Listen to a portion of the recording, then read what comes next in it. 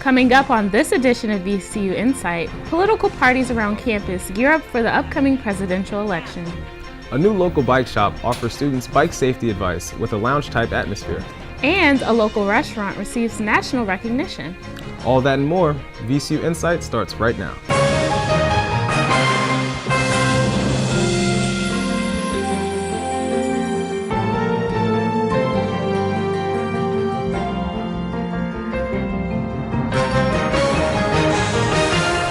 Hello and welcome to VCU InSight. I'm Manhattan Royal. And I'm Jabari Powell. Thanks for joining us.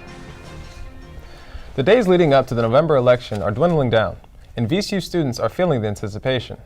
With Virginia being a key battleground state, campus political groups are actively campaigning on behalf of their respective candidates. InSight's Martha Brickey has more.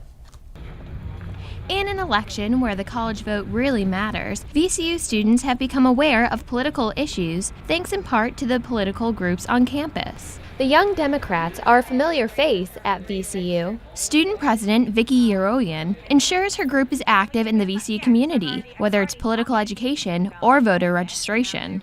This year, the group says they've registered about 3,000 people. This election can really make or break us and our progress for literally the next 50 to 100 years.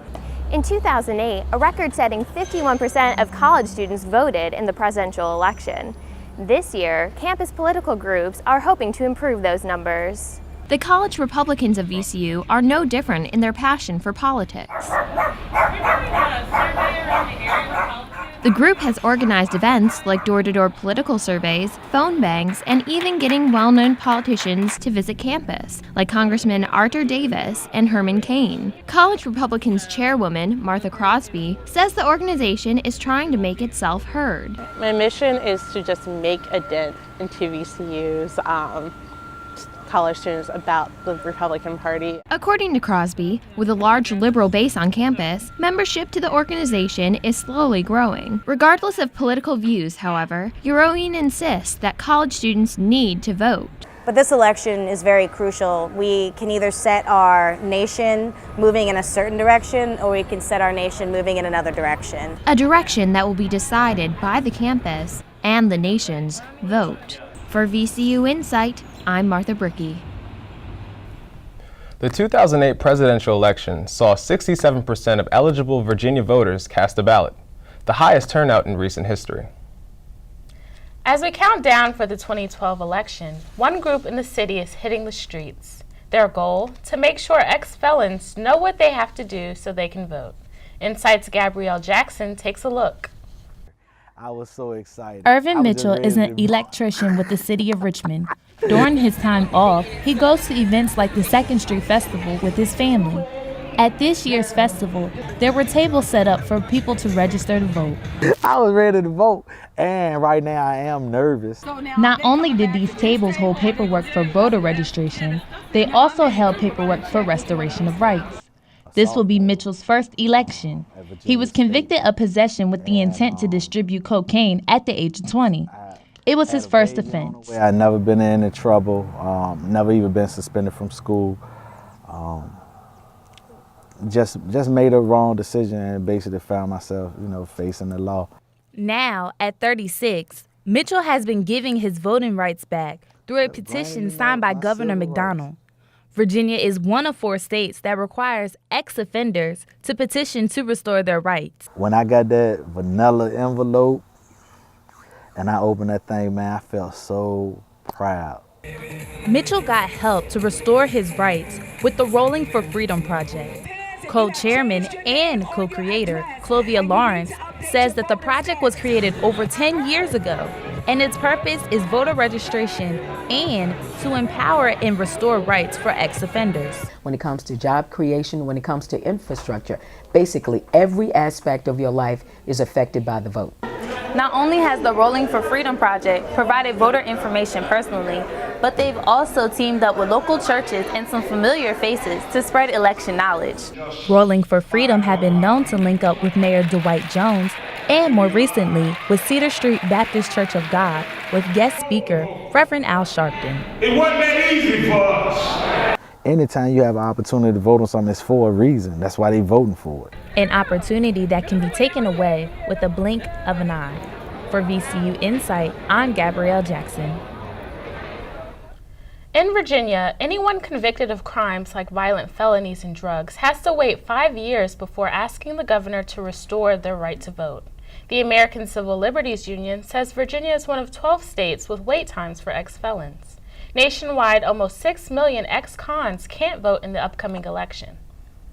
Officials with the Virginia War Memorial got a shock in late September when they found someone had stolen the American flag. Virginia Capitol Police are still investigating what has shocked local veterans groups. InSight's Ted Dixon has more. Security guards were greeted with an empty flagpole during a routine night patrol at the memorial.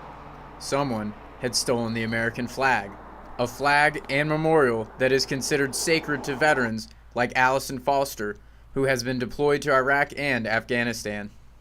Only somebody who has a total lack of respect and a total lack of recognition could do something like this to a place like this. As you can see behind me, the main rope that holds the flag is locked in that box there. It was no easy feat for whoever did this. They would have had to cut that rope above the box and then lower the flag. A reserve flag had to be raised on this secondary rope behind the pole until workers could replace the main rope. Veterans weren't the only ones upset about the theft. Executive Director of the War Memorial, John Hatfield, took the incident personally. To steal an American flag, to steal the American flag that flies over the hallowed ground where we honor these heroes, a mighty despicable act. And I would hope that if the person is caught, that they would be prosecuted to the full extent of the law. According to Director John Hatfield, this is the first time someone has vandalized or stolen property from the memorial. The memorial honors Virginians who gave their lives during the conflicts of World War I and II, Korea, Vietnam, and the Persian Gulf. The names of more than 12,000 Virginians are stenciled into the stone and glass of the site. For VCU InSight, I'm Ted Dixon. A few days after the theft, a local veterans motorcycle club, Feral Souls, donated a new flag for the memorial to fly. VCU recently received an award for its efforts in giving more opportunities to minority students and for more work about minority issues. InSight's Mike Curtis is here tonight with a special guest. I'm here with Dr. Wanda Mitchell, Vice President of VCU's Division for Diversity and Equity. Thank you so much for joining us. Well, thank you, Mike, for inviting me to be a part of this interview.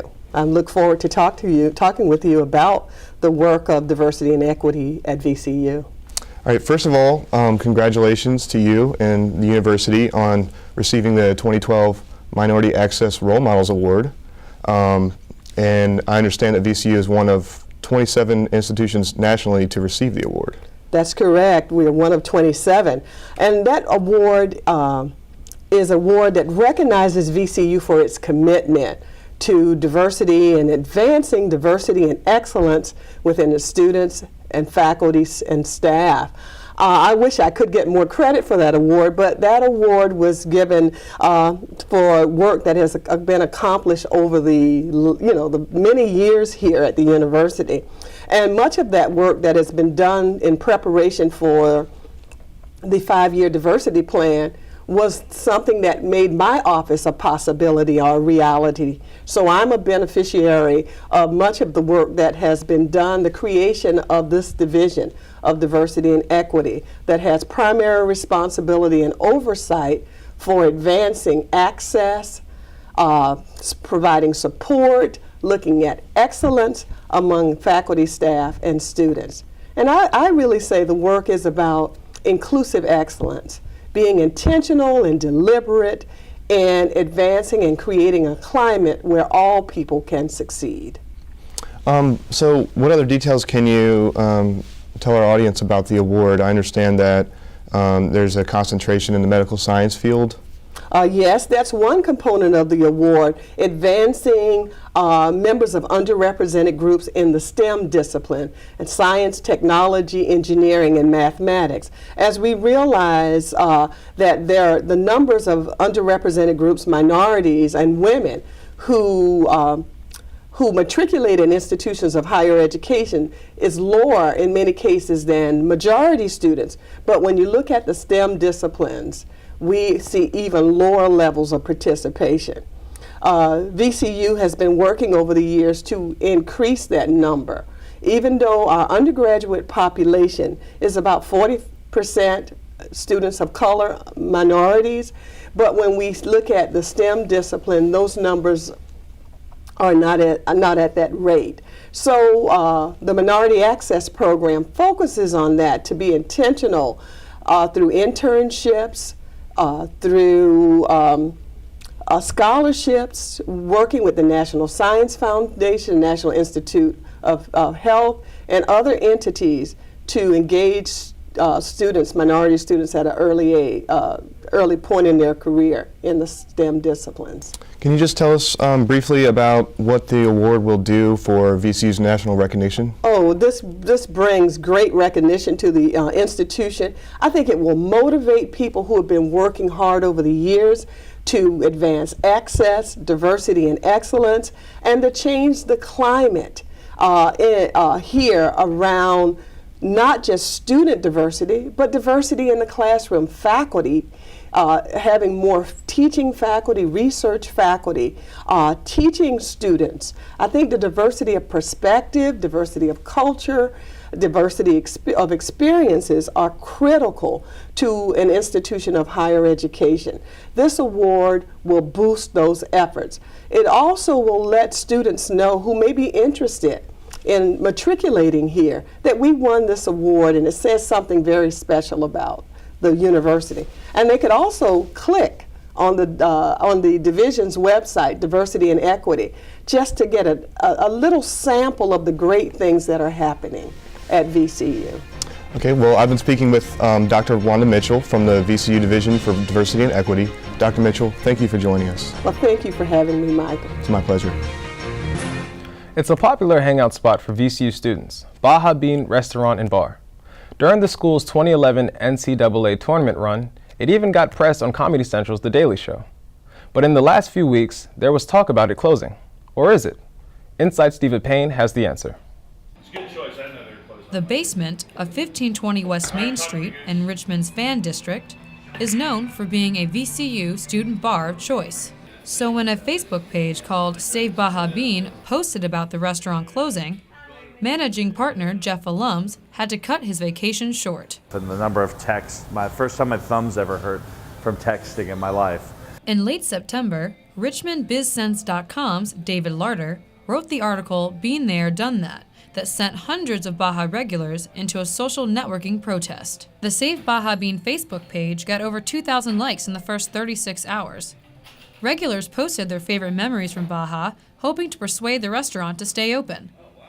The Baja staff says they appreciate the support, but Baja Bean isn't closing, it's just moving. Baja regular Rand Irby says he doesn't think the change of location will affect whether or not students come, because Baja is always a guaranteed good time. I think people they know the name, so they'll stick to Baja. Many VCU students come to Baja to celebrate their 21st birthdays. One of those perks is to get one of these free sombreros. Even though Baja Bean's location will change, Alum says Baja's commitment to its customers will not. We've been trying to be the best in offering something good for VCU alumni and students, whether it's affordable food, place to watch the game. Until they sign a lease for a new location, Baja management posted a letter to all of its regulars asking them to make this last year at 1520 West Main Street the best yet. For VCU InSight, I'm Diva Payne. Management has expressed interest in moving to a new location within the Fan District for next year. Tacos, pizza, and even cupcakes? Sounds like a 10-year-old's idea of dinner. It's all on the menu at local food truck courts. These days, they're seeing lots of business and adding a unique flavor to Richmond. InSight's Amanda Dix takes a look. A siege of trucks are taking over the Richmond area. Food trucks, that is. Between 10 to 16 food trucks gather in the Richmond area. Boco taco truck owner Patrick Harris started these food truck courts to create a market for this industry in Richmond. I think it's going to continue to grow in Richmond, Virginia. I believe there's some growth potential. At some point, with any market, you find a cap. I don't know where or when that will be, and I don't feel that we're at the front end of it. The city of Richmond says the number of food trucks has increased significantly over the last 5 years, but they couldn't provide specific numbers. New and returning customers are drawn to these courts because of the variety of food offered. Matt Lorish, a first-time customer to a food truck court, came out to Hardywood Park Brewery with friends and family to enjoy the food. I think it's been awesome. We had the opportunity to sample a number, I guess we got stuff from 3 different trucks. These courts give food truck owners a competitive edge over normal established restaurants. Our modern day food or dining community is evolving to accommodate for lower cost, high-end options, and the food truck courts provide that. Food truck courts began in April of this year with only 2 courts held a week. Now they gather Monday through Friday at different locations. For VCU InSight, I'm Amanda Diggs. Despite winter approaching and the colder weather coming, food truck courts are scheduled to run through December 2012. The courts aren't closed yet, though, and InSight's Sue Johnson is in the studio with the man who started them here in Richmond. Tonight I'm speaking with Patrick Harris, the owner of the Boca Taco Truck and the guy who started Richmond's food truck courts. Patrick, thanks for joining us today. Thanks for having me, Sue. So tell us a little bit about how you got the idea for the food truck courts. Well, the food truck courts is based on strength in numbers, and food truck by itself, while an interesting and enigmatic, business model, it doesn't have quite the strength of a variety of enigmatic food truck services all in one centralized location. So the concept of food truck courts has been successful in other areas of the country, and I saw an opportunity here in Richmond to tap into something that could bring Richmond back onto the map in a culinary forward mentality, and I think that Richmond's really embraced it well. That's great. So can you tell me about how this experience of dining at a food truck court instead of in a restaurant would be different?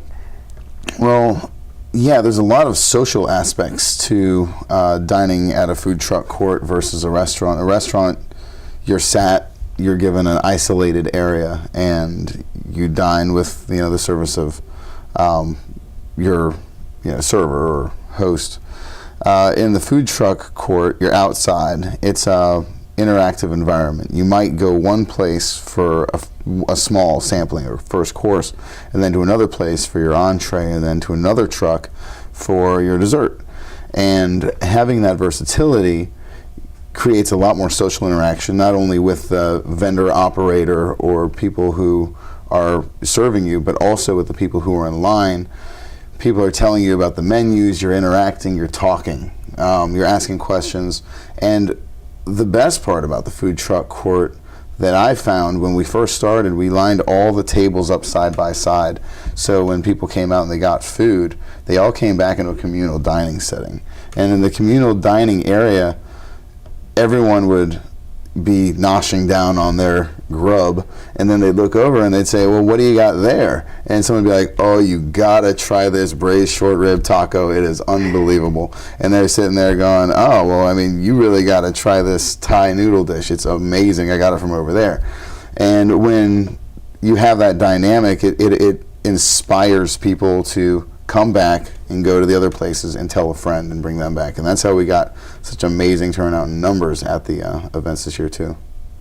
So has it ever proved difficult running a taco truck? Is it a lot like running a restaurant? Does the fact that you're on wheels make it any more difficult? Yes, makes it a lot more difficult. I've run restaurants, very high volume, fine dining restaurants, and this is more difficult to do out of a taco truck, serving street food with a high-end variety. It's not as structured. There's a lot more variables.